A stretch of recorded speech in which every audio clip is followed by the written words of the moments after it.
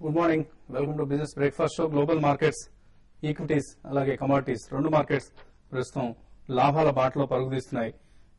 ఏషియాలో ఒక షాంఘై మాత్రమే నష్టాల్లో ఉంది. మిగిలిన మార్కెట్స్ అన్ని కూడా మిగిలిన ఇండిసెస్ అన్ని లాభాల్లో ట్రేడ్ అవుతున్నాయి. ఎస్డిఎక్స్ నిఫ్టీ 58 పాయింట్ల లాభంతో ట్రేడ్ అవుతుంది. 5072 దగ్గర ట్రేడ్ అవుతుంది.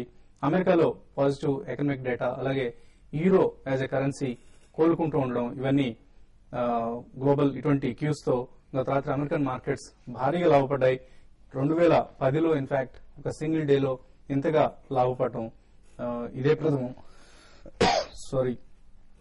డౌజోన్స్, నాస్డాక్ రెండు కూడా సుమారుగా 2.5% చేరి 2.5% లాభపడ్డాయి. S&P 500 కూడా 1100 మార్క్ కు జస్ట్ 2 పాయింట్లు తక్కువగా క్లోజ్ అయింది 1098 దగ్గర. సో ఒక చిన్న సైజ్ ర్యాలీకి మన మార్కెట్స్ సన్నద్ధం అవుతున్నాయి. ఇవాళ ఒక లార్జ్ గ్యాప్ అప్ ఓపెనింగ్ మనం ఎక్స్పెక్ట్ చేయొచ్చు. సుమారుగా నిఫ్టీ వైపు చూస్తే ఒక 50-60 పాయింట్ల లాభంతో మనం ఓపెన్ అయ్యే అవకాశాలు కనిపిస్తున్నాయి. నిన్న కూడా మనం గమనించాం, లేట్ అవర్ ట్రేడింగ్ లో మార్కెట్స్ చాలా పాజిటివ్ గా క్లోజ్ అయ్యాయి.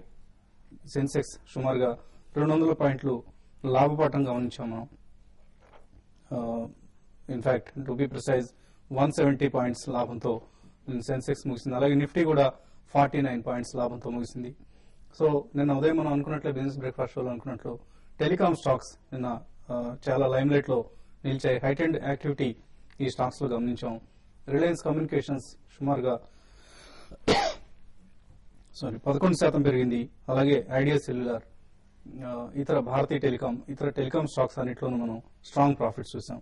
అబుదాబికి చెందిన ఎటిస్ అలర్ట్ ఈ సంస్థ ఒక భారతీయ టెలికాం కంపెనీలో స్టేక్ తీసుకున్నది అన్న వార్తలు మార్కెట్ కు టెలికాం స్టాక్స్ లో యాక్షన్ కు కారణమయ్యాయి. మోస్ట్ ప్రాబబ్లీ రిలయన్స్ కమ్యూనికేషన్స్ లో ఈ సంస్థ వాటా తీసుకోబోతోంది. సుమారుగా 25% వాటా తీసుకున్నదన్న వార్తలు ఆర్కామ్ స్టాక్ లో యాక్షన్ కు కారణమయ్యాయి. అలాగే చిన్న ఐటీ కంపెనీలు పోలారిస్, సొనాటా సాఫ్ట్, కేపీఐటీ ఇటువంటి స్టాక్స్ లో కూడా యాక్షన్ మనం భారీగా గమనించాం. ఆటో యాన్సిలరీస్ లైక్ సోనాకోయో స్టీరింగ్ ఇటువంటి కంపెనీస్ లో కూడా మనం నేను హైటెండ్ యాక్టివిటీ గమనించాం. ఓవరాల్ గా ఒక పాజిటివ్ ట్రేడింగ్ సెషన్ నేను గమనించాం. సో సేమ్ ట్రెండ్ ఇవాళ కూడా బహుశా కనీసం ఆఫ్టర్నూన్ ట్రేడింగ్ వరకు ఉండే అవకాశాలు కనిపిస్తున్నాయి. So stocks to watch list లో ఇన్ఫ్రా స్టాక్స్ ను పెట్టుకోవచ్చు ఇవాళ. అలాగే medium sized bank stocks like city union bank కావచ్చు, యూకో బ్యాంక్, విజయ బ్యాంక్ ఇటువంటి స్టాక్స్ ను మనం ఇవాళ ట్రేడింగ్ లో చాలా యాక్షన్ కొనసాగే అవకాశాలు కనిపిస్తున్నాయి బ్యాంక్స్ లో. గత కొద్ది రోజులుగా ఈ బ్యాంక్స్ లో కన్సాలిడేషన్ రూమర్స్ తో చాలా చురుకైన ట్రేడింగ్ మనం గమనిస్తున్నాం.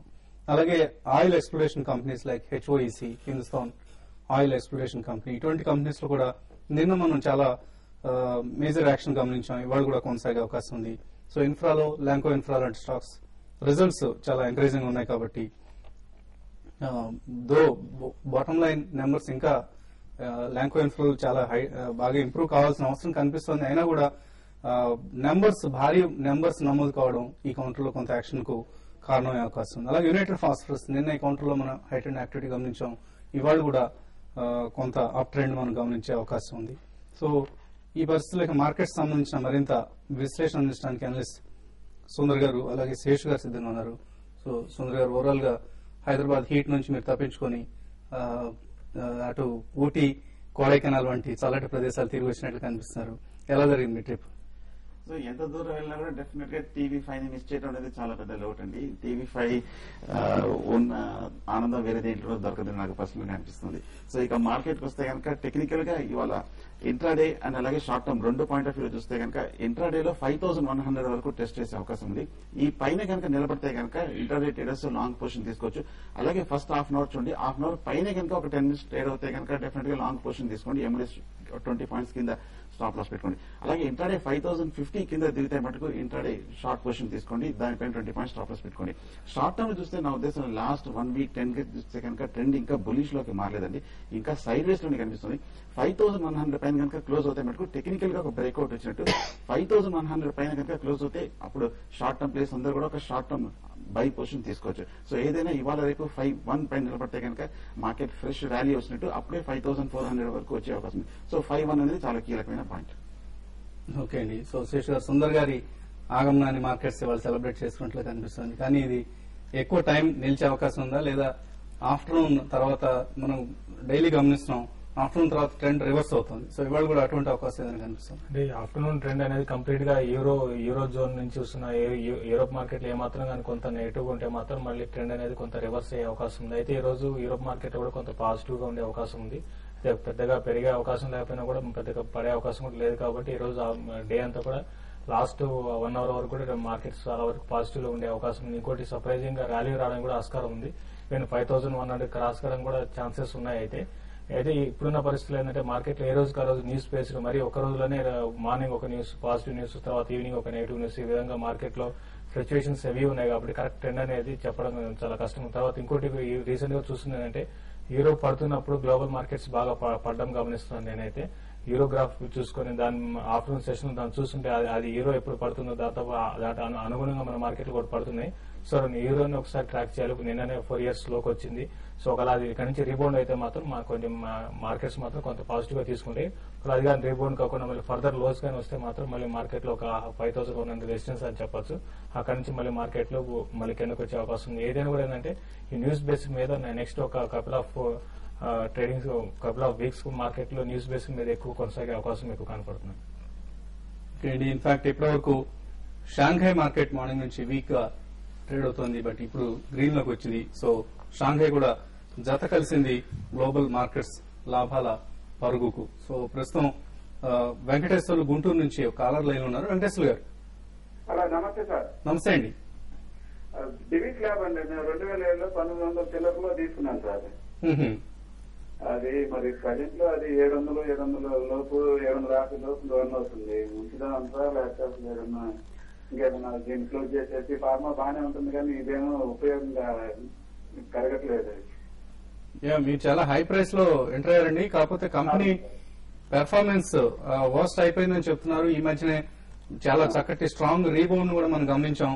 దివిస్ టెక్నికల్ గా ఎలా కనిపిస్తుంది? చాలా బులిష్ గా ఉందండి. మీరు ఎందుకు పెరగట్లేదు అంటున్నారు నాకు అర్థం కావట్లేదు. లాస్ట్ 1 month గా మార్కెట్ లో బాగా కరెక్షన్ వచ్చినప్పుడు దివిస్ ల్యాబ్ 720 నుంచి 690 వరకే సైడ్ వేస్ లోనే ఇన్ఫాక్ట్ ఇయర్లీ హై దగ్గర చాలా పటిష్టంగా ఉంది. 2 రోజుల క్రితమే బ్రేక్అవుట్ కూడా వచ్చింది. మీరు హోల్డ్ చేయండి. నా ఉద్దేశంలో షార్ట్ టర్మ్ అప్ ట్రెండ్ ఒకవేళ 730 కింద క్లోజ్ అవుతుంది, ఒక వీక్నెస్ వస్తుంది. డెఫినెట్ గా దివిస్ ల్యాబ్ హోల్డ్ చేయండి. ఫార్మాని కూడా బౌన్స్ బ్యాక్ అయ్యే అవకాశం కనిపిస్తుంది. ఇంకా వేరే ఏదన్నా సిప్ ఏదన్నా సలహా ఇస్తారు సార్ నేను తీసుకోవడానికి? ఫార్మాలో సిప్ లో కూడా ఒకటి బాగానే ఉందండి, బులిష్ గా కనిపిస్తుంది. సన్ ఫార్మా కూడా బాగానే కనిపిస్తుంది. ఓకే అండి. సిప్లా సన్ ఫార్మా కూడా మీరు ట్రై చేయొచ్చు అని చెప్తున్నారు. చక్రధర్ విజయవాడ నుంచి లైన్ లో ఉన్నారు. చక్రధర్ గారు. హలో. చక్రధర్ గారు, గుడ్ మార్నింగ్, చెప్పండి. నాది జేఎం ఫైనాన్షియల్స్ అండి. 1000 షేర్స్ ఉన్నాయి. ఏ రేట్ లో ఉన్నాయండి? 39 అండి. 39. ఇన్ఫాక్ట్ నిన్న ఈ స్టాక్ వీక్ అవడం గమనించాం మనం. అవునండి. జేఎం ఫైనాన్షియల్స్ అలాగే మొన్న 2 days బ్యాక్ ఇదే కౌంటర్ లో చాలా స్ట్రాంగ్ యాక్షన్ కూడా గమనించారు. జేఎం ఫైనాన్షియల్ రీసెంట్ గా న్యూస్ దీంట్లో ఎక్కువ ఉందండి. రిలయన్స్ గ్రూప్ కానీ ముఖేష్ సంబంధించిన రిలయన్స్ గ్రూప్ ఇందులో దీన్ని టేక్అవుట్ చేసే అవకాశం ఉంది అనే న్యూస్ స్టాక్ గత 2 రోజులుగా యాక్టివిటీ చూస్తున్నాం. ఒక రోజు బాగా పెరగడం, ఒక రోజు బాగా పడ్డము. అయితే ఫైనాన్షియల్ పరంగా అంత గొప్ప స్టాక్ కాకపోయినా కూడా ఏంటంటే న్యూస్ యాక్టివిటీ ఎక్కువ ఉంది కాబట్టి స్టాక్ లో ఇదే యాక్టివిటీ కొనసాగే అవకాశం ఉంది. కాబట్టి ఏంటంటే మీరు కరెంట్ లెవెల్స్ నుంచి స్టాక్ కొంత పెరగడానికి కూడా అవకాశం ఉంది. 45 to 50 రూపీస్ ఈ స్టాక్ పెరిగే అవకాశం ఉంది. అక్కడ ఒకసారి ప్రాఫిట్ బుక్ చేసుకుంది. ఒకవేళ ఇదే న్యూస్ కానీ నిజమైతే మాత్రం ఈ స్టాక్ లో మాత్రం చాలా ఇంకా ఇక్కడ నుంచి ఫర్దర్ గా పెరిగే అవకాశం ఎక్కువ ఉందండి. సో ప్రస్తుతానికి హోల్డ్ చేయండి. ఇన్ఫాక్ట్ రిలయన్స్ గ్రూప్ ముఖేష్ అంబానీకి సంబంధించిన గ్రూప్ ఫైనాన్షియల్ సర్వీసెస్ లోకి ఎంటర్ అయ్యే అవకాశాలు ఇప్పుడు మెరుగయ్యాయి అన్నదమ్ముల మధ్య కుదిరిన కొత్త ఒప్పందం ప్రకారం. సో ఇన్ఫాక్ట్ ఫైనాన్షియల్ సర్వీస్ కి వీళ్ళు ఎంటర్ అయ్యే ఉద్దేశం ఉంటే జేఎం ఫైనాన్షియల్ ద్వారా ఎంటర్ అయ్యే ఒక అవకాశం ఉంటుంది. కాబట్టి ఈ కౌంటర్ ను చాలా కీన్ గా వాచ్ చేయండి. అలాగే TV5 ఈ శనివారం హైదరాబాద్ హోటల్ తాజ్ కృష్ణలో సాయంత్రం 6 గంటలకు నిర్వహిస్తున్న real estate summit, cyber city builders real estate summit కు హాజరు కావాలనుకున్నవారు ఇక్కడ మనం డిస్ప్లే చేస్తున్న నెంబర్స్ 995955 609 లేదా 995955 619 ఈ నెంబర్స్ కాల్ చేసి ఫ్రీ రిజిస్ట్రేషన్ చేయించుకోండి. తప్పకుండా హాజరయ్యే ప్రయత్నం చేయండి. రియల్ ఎస్టేట్ రంగానికి సంబంధించిన పలువురు నిపుణులు ఈ సదస్సుకు హాజరు కాబోతున్నారు. అలాగే మంత్రులు, అధికారులు కూడా సదస్సుకు విచ్చేస్తున్నారు. డెఫినెట్ గా వెరీ యూస్ఫుల్ సెషన్ ను మీరు విట్నెస్ చేసే అవకాశం ఉంటుంది. ఇప్పుడు ఒక షార్ట్ బ్రేక్ తీసుకున్నాం.